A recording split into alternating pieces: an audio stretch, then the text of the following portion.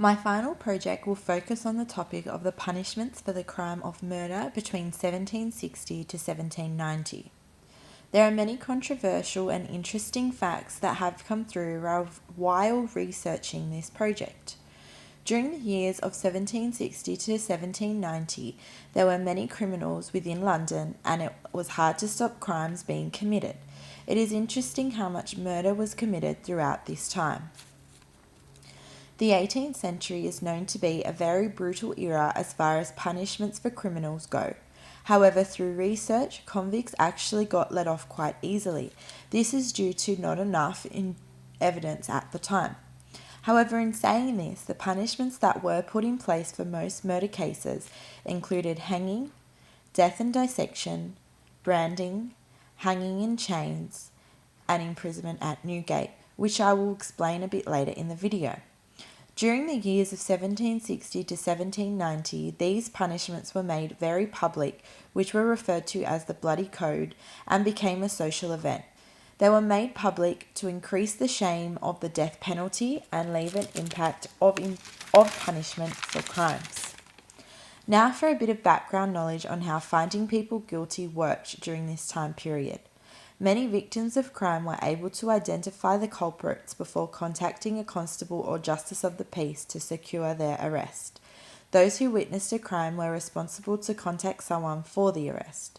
If a crime was being committed, someone would usually yell, "Stop thief" or "murder." Passers-by would then stop to help, as there was usually a financial reward involved. The courts would always rely on witnesses of the public to give their point of view on the situation. My main primary source in this topic is the Old Bailey, which has come back with 243 cases of murder during the years of 1760 to 1790. There are several secondary sources that have debates about crime and punishment and how it is or is not an important topic. The Old Bailey will be used to assess the crimes of murder and the punishments that go along with these crimes.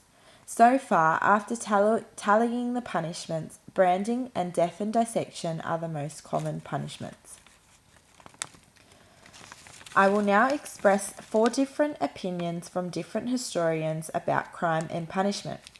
Statistics of Crime are Singularly Unhelpful and Untrustworthy by J. Tobias. This statement could be true. More evidence does need to be retained. However, with the Old Bailey, it is seen there is a lot of evidence in regards to murder and punishments. Crime rates or persecution rates can be a useful tool for researchers, arguing that we can identify short or long-term trends and patterns by Vic Gatrell. As long as we consider the whole of the criminal justice system, the records of crime can tell us a lot about crime in the past by Chris Williams. Violence was endemic in London. Cockfighting, bear baiting, goose throwing, bare knuckle fist fighting, a culture of heavy drinking, baldy houses and low life expectancy. Frank McLean.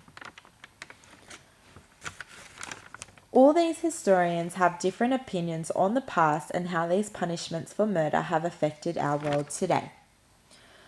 From research, I've come to a few hypotheses that the study of punishment can bring to light the following ideas. It represents the economic and social upheavals. It shows the decline of customary rights and the rise of capitalism.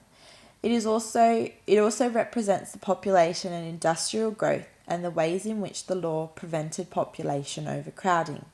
I also want to investigate more if the punishments were more of a power trip for the people of the courts and how useful was the law during this time frame.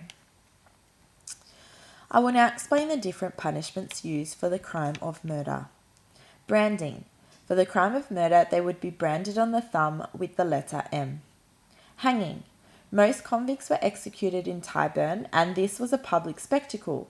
Convicts were drawn through a cart and were given the chance to speak to the crowd, then they were hanged.